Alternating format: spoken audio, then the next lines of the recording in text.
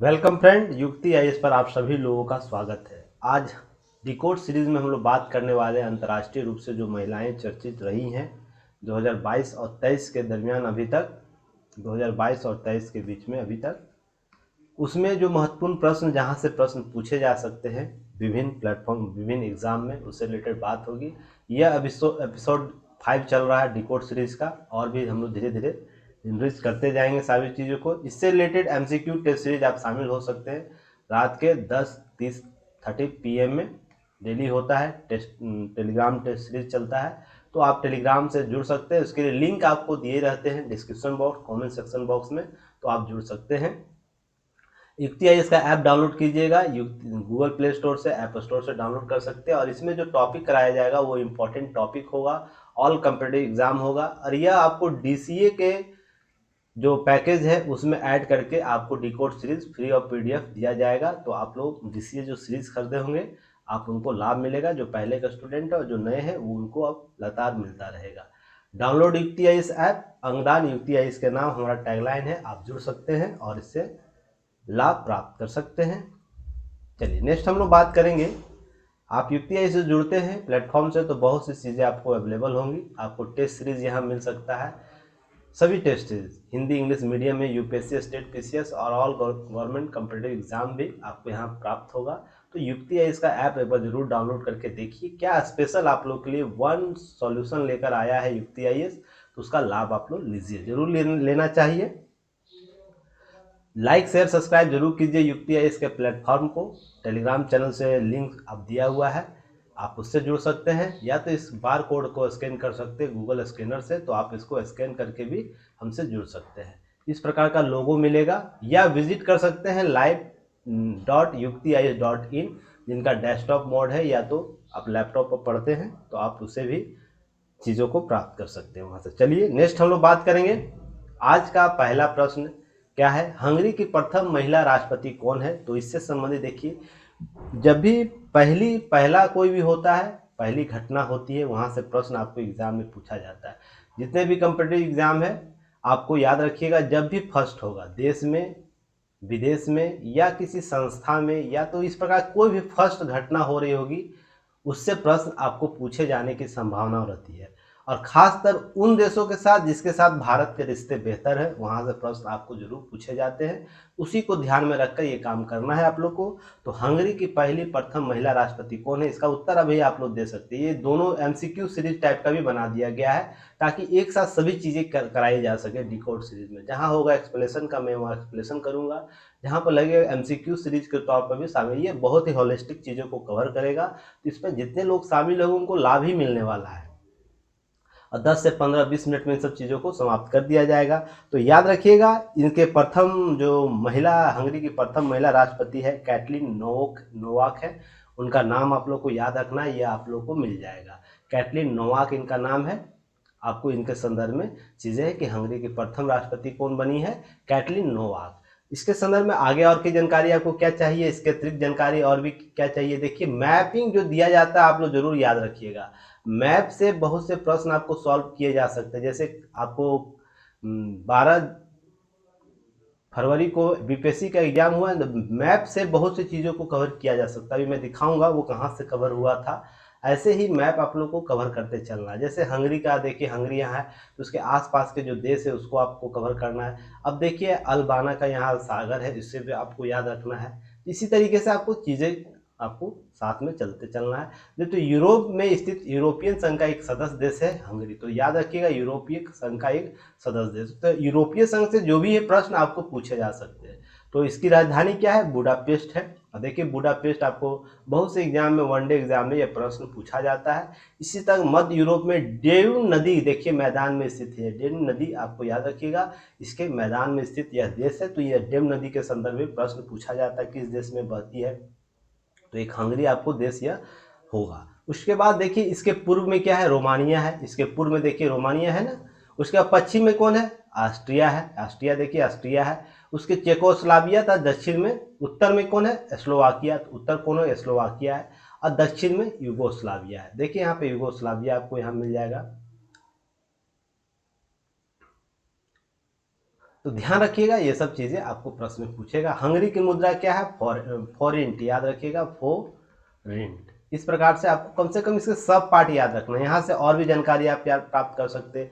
देव नदी के संदर्भ में बहुत से प्रश्न, इसका उद्गम स्थल कहाँ, यह कहाँ जाके गिरती है, इससे संबंधित प्रश्न आपको पूछे जा सकते हैं। इसलिए इतनी आसान से सब चीज़ों को कवर करना है, तो ये छोटा सा प्रश्न आपको बहुत सी चीज़ें आपको दे सकता है। तो इन सब चीज़ों को कवर करते चलना है। नेक्स्ट हम लोग बात करेंगे। नेक्स्ट प्रश्न देखते हैं क्या है। प्रश्न के तौर पर क्या शामिल किया गया है? इटली की प्रथम महिला प्रधानमंत्री कौन है? इटली की भी प्रथम महिला प्रधानमंत्री आपसे प्रश्न पूछ सकता है। तो याद रखिएगा, इटली की प्रथम महिला जो जॉर्जिया मेलोनी नाम उनका है, तो उनका नाम याद रखिए, जॉर्जिया मेलोनी। तो इनका नाम आपको याद रखना है। इटली की प्रथम महिला महिला प्रधानमंत्री बनी है। इटली के साथ भारत के रिश्ते भी देखने को मिलते हैं। तो इटली भूमध्य सागर के मध्य स्थित एक देश है। ध्यान रखिएगा, भूमध्य सागर के स्थित एक मध्य देश है।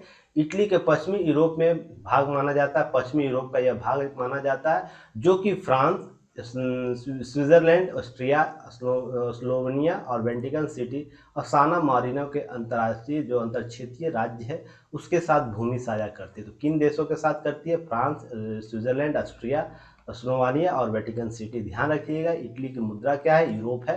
तो मुद्रा यूरो क्या है? यूरो जोन आप लोग नाम सुनते होंगे। यूरो जोन क्या है? यूरो एक सामूहिक मुद्रा प्रणाली है जिसमें आर्थिक यूरोपीय आर्थिक समुदाय के 12 देशों ने क्या किया? मिलकर 1991 में, दिसंबर 1991 में आपको नीदरलैंड की संधि करता है, ये मैस्ट्रियस की संधि इसको बोलते हैं, में आयोजित शिखर सम्मेलन में यूरो करेंसी के रूप में आधारशिला रखी है। और मैस्ट्रियस की संधि के तहत एक आपको 1 दिसंबर 1993 को क्या किया? इसको लागू करने के पश्चात ये साझी मुद्रा का उदय होता है, जिसे हम यूरो जोन के रूप में जानते हैं। तो 2-3 प्रश्न आपको अतिरिक्त यहाँ से देने हैं। क्या देने हैं प्रश्न?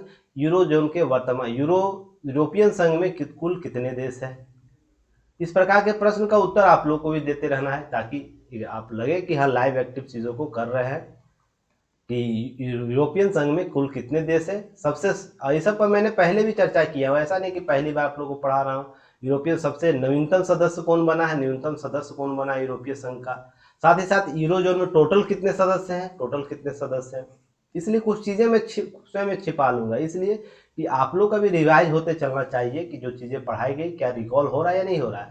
और सभी लोग इसका आंसर देंगे, ऐसा नहीं कि केवल 1-2 लोग ही आंसर दे, सभी लोग पार्टिसिपेट कीजिए, ताकि और भी इंटरेक्टिव शो बनाया जा सके, इन सब चीज़ों को किया जा सके।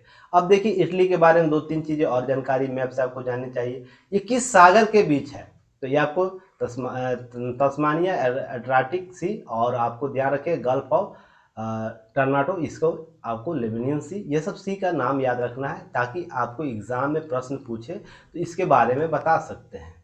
ठीक है, मेडिटेरियन सी देखे आपको, जो सागर है, तो मेडिटेरियन सी के बीच में आपको स्थित यह इटली का शहर है। तो याद रखिएगा, इटली देख रहे हैं ना, ऐसे इटली, टोटल इटली का भूभाग आता है। इटली के बारे में कुछ जानकारी मैप में भी आपको रखनी चाहिए। नेक्स्ट हम लोग बात करेंगे। नेक्स्ट प्रश्न है, स्वीडन की प्रथम महिला कौन है? स्वीडन की प्रथम महिला कौन है? तो आपको याद रखना है, मेंडोना एडरसन इनकी है, प्रथम महिला प्रधानमंत्री बनी है हाल ही में। तो इनको भी याद रखना है, प्रश्न यहाँ से पूछा जा सकता है। तो स्वीडन के बारे में कुछ जानकारी आपको रखनी है क्या? स्वीडन यूरोपीय महाद्वीप के उत्तर में स्कैंडिनेवियन प्रायद्वीप में स्थित एक देश है। तो राजधानी क्या है? स्टॉकहोम है आपको राजधानी इसका। स्वीडन के पूर्व में फिनलैंड स्थित है। देखिए, स्वीडन के पूर्व में फिनलैंड होगा, पश्चिम में, पूर्व पश्चिम में आपको नॉर्वे देखिए यहाँ मिलेगा, और उत्तर में, पूर्व और उत्तर में भी नॉर्वे है, क्योंकि इसका कुछ भाग इधर है। और डेनमार्क भी आपको उत्तर में देखने को मिल जाएगा। दक्षिण में डेनमार्क आपको, उत्तर दक्षिण में आपको डेनमार्क मिल जाएगा। देखिए, उत्तर में आपको यहाँ पर है ना, यहाँ से लेकर आपको नॉर्वे मिल रहा है, तो उत्तर का जो पार्ट है नॉर्वे ही है, और पश्चिम का भी पार्ट आपको नॉर्वे है, और आपको दक्षिण का पार्ट क्या हो गया? डेनमार्क हो गया। पूर्व का पार्ट क्या हो गया? फिनलैंड हो गया। तो यहाँ पर देखिए कौन सा सी है, आपसे प्रश्न पूछ सकता है, और स्कॉटलैंड का सी यहाँ पर है। तो ये सब प्रश्न आपको एग्जाम में पूछेगा, तो आप मैप से भी इसे कवर कर सकते हैं। अब नॉर्वेजियन सी देखिए कहाँ पर है, तो आपको इसके पश्चिमी तट पर है। तो ये सब प्रश्न आपको याद रखना है, आपको ये सब प्रश्न पूछ सकता है।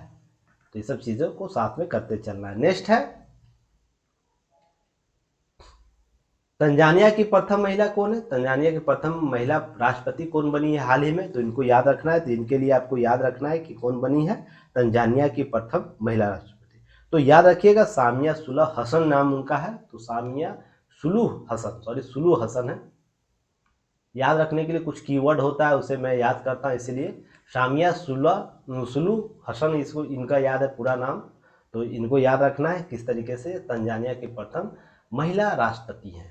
देखिए हम लोग 2023 में इनकी पहली महिला राष्ट्रपति बनी है। तो 2-3 प्रश्न तो आप लोग ऐसे दीजिए कि भारत की प्रथम राष्ट्रपति कब बनी है, किस कार्यकाल में बनी, उनका नाम क्या है, उनका क्रम क्या है, व्यक्ति और पद दोनों के नाम से याद रखिएगा।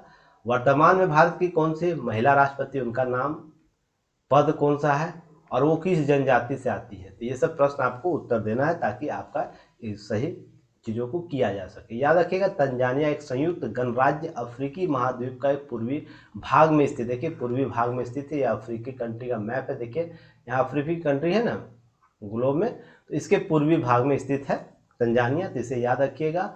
और जिसकी सीमाएं क्या करती है, उत्तर में केनिया, याद रखिएगा उत्तर में केनिया, देख रहे हैं केनिया है, और युगांडा देखिए, युगांडा केनिया और युगांडा बीच में देखिए ये कौन सा सी है, बहुत ध्यान रखिएगा, बहुत विश्व का सबसे बड़ा, इसका बहुत नाम बार बार एग्जाम में पूछा जाता है। इस सी का नाम आप लोग बता सकते हैं? मैं कुछ क्लास में इसका डिस्कस भी किया हूँ हाल ही के क्लासों में, तो इसलिए मैं इसका नाम नहीं बता रहा हूँ। आप लोग क्या करना है, इसका नाम बताना है, इसका उद्गम स्थल बताना है क्या है, इस पर कौन सा इंटरनेशनल रिजर्व है ये भी आपको बताना है। साथ ही साथ यूनेस्को द्वारा इसे कब विश्व धरोहर के रूप में इसे मान्यता दी गई थी, तो ये सब चीज़ें आप लोग बताइएगा। चलिए इसके बाद रवांडा, बुरुंडी, कांगो, दक्षिण में जाम्बिया, मालविया, मोजाम्बिक स्थित है। तो पूर्व में हिंद महासागर में निर्धारित होती है, अर्थात हिंद महासागर देखें, और यह देखिए मडागास्कर के पास ही है। तो ये आपको ये प्रश्न आपको पूछ सकता है, हिंद महासागर में स्थित कौन सा तंजानिया किस क्षेत्र में आता है। तो ये सब प्रश्न आपको होना चाहिए। मेन तो टॉपिक ये हुआ, करंट ये हुआ आपका, पर उसका स्टैटिक्स पार्ट इतना हुआ। बहुत से प्रश्न यहाँ से निकाले जा सकते हैं, तो ध्यान रखिएगा। कांगो नदी बगल में ही आती है, बहती है, तो कांगो रिवर्स के बारे में आपको याद पता होना चाहिए, ठीक है ना। चलिए नेक्स्ट हम लोग बात करेंगे, नेक्स्ट टॉपिक क्या है, नेक्स्ट आपको है ये कि पाकिस्तान की प्रथम महिला मुख्य न्यायाधीश कौन बनी है। तो याद रखिएगा प्रथम महिला मुख्यमंत्री आपको मनीषा रोपेटा बनी है, आसिया मलिक बनी, आसिया मलिक, वो जो आपको मनीषा रोपेटा है वो हिंदू पुलिस महिला अधिकारी होंगी, हो जाता है मिस कभी कभी। आयशा मलिक बनी है पाकिस्तान के प्रथम मुख्य न्यायाधीश। तो इसे याद रखिएगा, ये सब प्रश्न आपसे पूछा जा सकता है।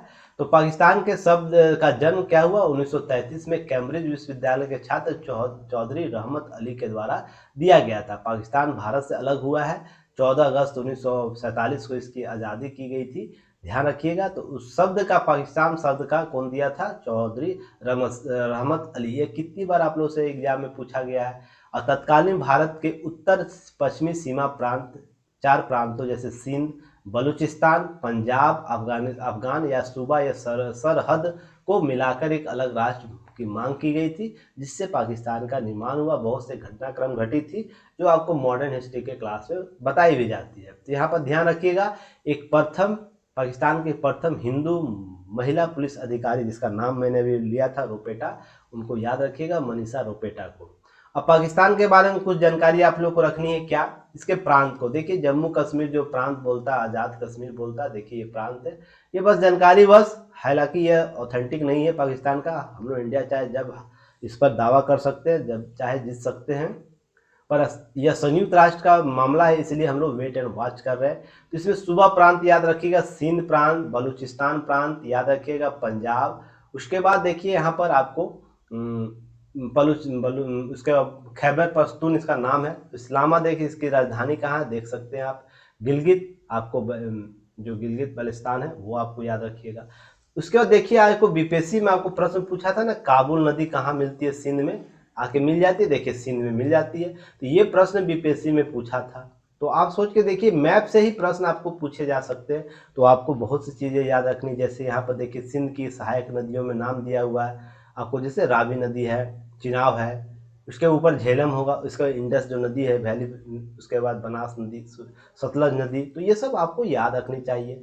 तो आप लोग चलिए क्वेश्चन का आंसर आप लोग दीजिएगा कमेंट सेक्शन में कि सिंधु की जल समझौता जल समझौता समझौता कब हुआ था, कब हुआ भारत और पाकिस्तान के बीच, डेट बताइएगा। इस समझौते के तहत पाकिस्तान के हिस्से में कौन कौन से नदियों का वर्गीकरण किया गया, भारत किस नदियों पर दावा कर सकता है, वहां पर अब उसका दावा होगा, पाकिस्तान किस नदियों पर दावा कर सकता है, तो आप लोग बताइएगा। चलिए नेक्स्ट हम लोग बात करेंगे, आगे टॉपिक पर बात करेंगे, नेक्स्ट टॉपिक पर। देखिए डिकोड सिर्फ 15 मिनट का, इसलिए रिवाइज सारी चीज़ों को नहीं किया जाता, कुछ चीज़ें आप लोग को भी करनी चाहिए जो बातें बताई जाती है, साथ ही साथ याद रखिएगा यह 15 मिनट का वीडियो, ताकि ये शॉर्ट लिस्ट किया जा सके कि आप लोग को ये सब चीज़ें याद होनी चाहिए, नज़र में रहना चाहिए, आपके कॉन्शियस माइंड में ये चीज़ें गुजरी होनी चाहिए, ताकि एग्जाम में प्रश्न आए, छूटे नहीं। अब यूएई के प्रथम महिला अंतरिक्ष यात्री कौन है, तो इसके बारे में याद रखिएगा कि आपको नोरा अल मतरूसी इनका नाम है, नोरा, या तो नोरा फतेह अली खान है, उसके संदर्भ में भी नाम याद रख सकते हैं, अगर आप लोग फिल्म के शौकीन हैं तो याद रखिएगा नोरा अल मतरूसी, तो इनका नाम है प्रथम यूएई का प्रथम अंतरिक्ष यात्री। तो यहाँ पर ध्यान रखिएगा संयुक्त अरब अमीरात जो है वो 7 स्वतंत्र शहर राज्य में शामिल है, जैसे अबू धाबी, दुबई, शाहजहां, उल क्वेन, फजुराह, अजमान, रास अल खैमा, ये 7 स्वतंत्र शहरों का एक संयुक्त प्रांत है जिसे हम लोग यूएई कहते हैं। देखिए यूएई यहाँ पर है, इसलिए छोटा मैप दिया हूँ ताकि यहाँ से बहुत से मैप में चीज़ों को कवर किया जा सके। देखिएगा रेड सी यहाँ पर है, उसके बाद बहुत सी चीज़ें आपको यहाँ पर देखने को मिल जाएगा, तो इस लोकेशन को आप अच्छे तरीके से देख लेना एग्जाम। आप गूगल पर मैप को डाउनलोड कर लीजिएगा या गूगल के मैप पर जाइएगा, वहाँ पर और इसके जितने भी पार्ट, छोटे छोटे पार्ट है, स्वेज नहर के बारे में जानकारी आपको रखनी होनी चाहिए। इसके बाद ये इफरीकी जो क्षेत्र है अफ्रीका का 4 देशों का बना हुआ, जिसे हम लोग, इसको भी याद रखना चाहिए आपको, क्योंकि ये अंतर्राष्ट्रीय मार्ग है, बहुत इंपॉर्टेंट पार्ट है यह, तो ध्यान रखिएगा, ये सब चीज़ें आपको याद होनी चाहिए, इसके बारे में जानकारी होनी चाहिए अगर एग्जाम दे रहे हैं तो।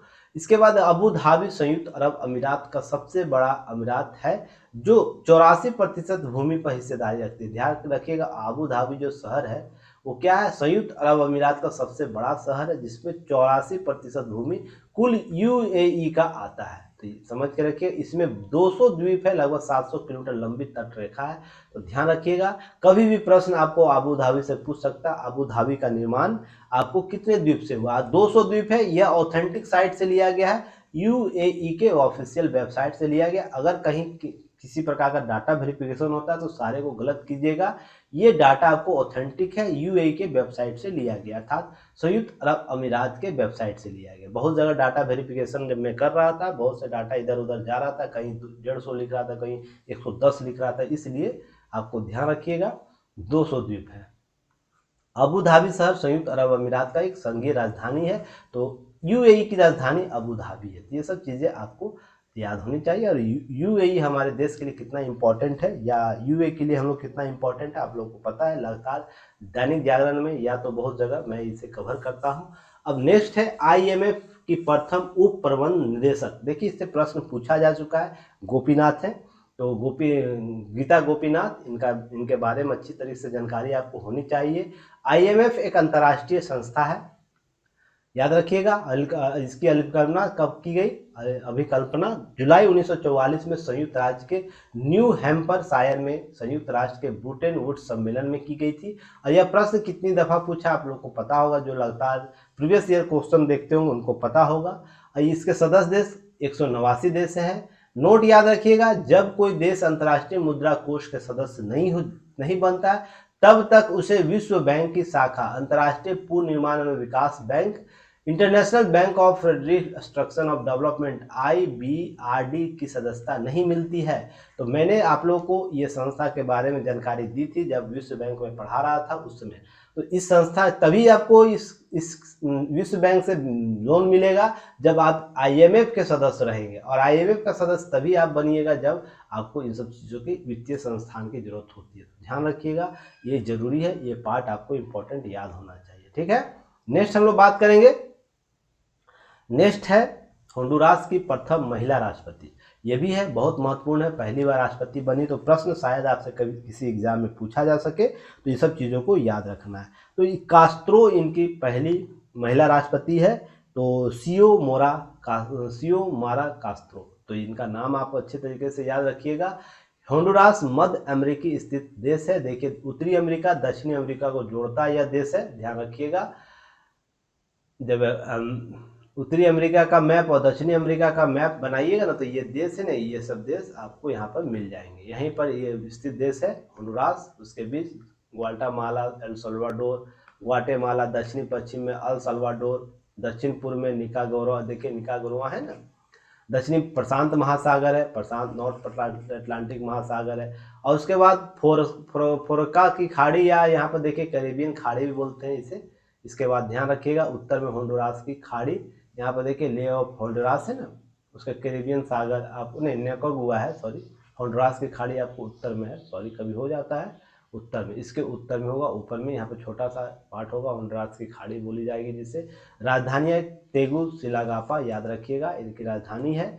ये सब चीज़ें आपको याद होनी चाहिए। मैपिंग से थ्रू आप वर्ल्ड मैप का निकालिएगा, उसमें थोड़ा सा जूम आउट करिएगा और चीज़ों को यहाँ से देख लीजिएगा क्या क्या। पनामा नहर इसके बगल से देश से गुजरता है, तो याद रखिएगा, ये सब चीज़ों को आपको याद रखनी चाहिए। चलिए नेक्स्ट है WTO की, क्या है WTO, एक सेकेंड, WTO की प्रथम महिला महानिदेशक, तो इनका याद रखिएगा नागोजी ओगाजी इलेवेला, नाम इनका नाम है नागागोची और अकोंजी इवेला। और इससे प्रश्न आपको पूछा जा चुका है एग्जाम में, तो इसलिए आप लोग को इन सब चीज़ों से याद रखनी चाहिए। अब WTO के बारे में जानकारी रखिए।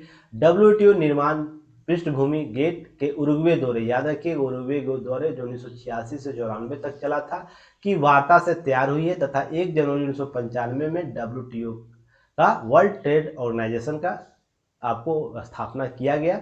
उसके बाद जिस समझौते के तहत WTO की स्थापना की उसे मराकेश, याद रखिएगा, समझौता कहते हैं, यह जाना जाता है। इसे वर्ष 1994 में मोरक्को के मराकेश में हस्ताक्षर किया गया था। तो मोरक्को में इसकी इस WTO संस्था का निर्माण हुआ था, वहाँ पर इसकी स्थापना की गई थी। WTO यूरोपीय संघ सहित 164 सदस्य देशों में शामिल है, ध्यान रखिएगा। इसमें इराक, ईरान, भूटान, लीबिया आदि 23 देशों के पर्यवेक्षक का दर्जा प्राप्त है। और इसमें यूरोपीय संघ, ध्यान रखिएगा, यूरोपीय संघ को भी आपको एक सदस्य के तौर पर शामिल किया गया है। नेक्स्ट है भारत वर्ष 1947 में गैट एवं WTO का संस्थापक सदस्य के तौर पर जाना जाता है और मुख्यालय इसका जेनेवा स्विट्जरलैंड में है, स्विट्जरलैंड के जेनेवा में स्थित है। तो देखिए हम वर्ल्ड मैप में आपको WTO मेंबर इस कलर से जो है मेंबर सब बना हुआ है, और विशेष राष्ट्र जो है आपको ब्लू कलर से बना हुआ है। तो इसे आप वर्ल्ड मैप में जूम आउट कीजिएगा, आप इसे देख लीजिएगा ये राष्ट्र कौन कौन से है। पर ध्यान रखिएगा महत्वपूर्ण राष्ट्रों को देखना। अरब कंट्री में बहुत से राष्ट्र है जो आपको ओवरसीयर के रूप में दर्जा प्राप्त है, तो देख लीजिएगा इन कंट्री का नाम कम से कम, ताकि आपको एग्जाम में बहुत सी चीज़ें कवर की जा सके। अगर बहुत सी चीज़ें यहाँ पर किया जाएगा तो बहुत लंबा वीडियो हो जाएगा। जो शॉर्ट वीडियो बनाने का मकसद है कि आप चीज़ों को आपके कॉन्शियस माइंड में डाल देना कि हाँ इन सब चीज़ों को याद रखना है। अब नोट याद रखिएगा, महिला से जब भी चर्चा हो कुछ ट्रांसजेंडर का भी नाम याद रखिएगा, थर्ड जेंडर का, जिन्हें हम लोग बोलते हैं थर्ड जेंडर उनको याद रखिएगा। जैसे लॉरेन हेविस का नाम याद रखिएगा, लॉरेंस हेविस क्या है, लॉरेंस हेविस आपको लॉरेंस हर्बर्ट ओलंपिक में भाग लेने में प्रथम ट्रांसजेंडर है। और डॉक्टर सारा गिल पाकिस्तान की प्रथम ट्रांसजेंडर डॉक्टर है। तो आपको याद रखना चाहिए, दो ट्रांसजेंडर महत्वपूर्ण है जिनको याद रखा जा सकता है। और भी बहुत से लोग हैं पर आपको फिलहाल इतना ही। कल हम लोग बात करेंगे भारतीय महिला जो इम्पोर्टेंट रही है राष्ट्रीय अंतर्राष्ट्रीय रूप से, उनके बारे में हम लोग बात करेंगे जो एग्जाम में पूछे जा सकते हैं। उसके बाद नेक्स्ट टॉपिक हम लोग फिर दूसरा पकड़ेंगे, उसके बाद हम लोग चीज़ों को कवर करेंगे। आप decode series, thanks for watching, जुड़ने के लिए डिकोड सीरीज से आप लोग लाइक शेयर सब्सक्राइब कीजिए। क्लासेस स्टार्ट हो चुकी है, सभी चीज़ें आप लोग को अपडेट रूप से मिलता जाएगा और उन सब चीज़ों को करनी है। सुबह आपको 9 AM में करंट होगा, करंट का टाइम और पहले आएगा क्योंकि अब गर्मी का दिन आ रहा है तो जल्दी किया जाएगा। 11 AM में आपको डिकोड सीरीज साइंस वाला चलेगा, डिकोड सीरीज नहीं, जीएस कैप्सूल सीरीज आपको सुबह 11 बजे चलेगा। उसके बाद 11 से लेकर 12 के बीच में दैनिक जागरण न्यूज एनालिसिस का वीडियो अपलोड हो जाएगा। उसके 3 PM में आपको क्लासेज ली जाएगी, कोई भी क्लासेज आपको देख लेंगे हम लोग कौन सा क्लास कवर करना है। उसके बाद डिकोड सीरीज आपको 3 से लेकर 6 के बीच में आप लोग अपलोड हो जाएगा, और उसके 9 PM में आपको एक करंट की क्लासेज, करंट में कह रहा हूँ आपको जीएस कैप्सूल पॉलिटी की क्लास, या तो जो पॉलिटी समाप्त होगा उसका दूसरा क्लास, अर्थात 2 आपको क्लासेज हो जाएंगी क्या की, जीएस कैप्सूल की। तो आपको जीएस कैप्सूल याद रखना है 11 AM में और 9 PM में होगा। उसके बाद एक मेंस की क्लासेज ये होंगी फिलहाल, उससे चीज़ें हम लोग धीरे धीरे अपडेट करते चलेंगे। चलिए फिर कल हम लोग मिलते हैं नए वीडियो एनालिसिस के साथ एक नए डिकोड सीरीज में। तब तक के लिए धन्यवाद, जय हिंद।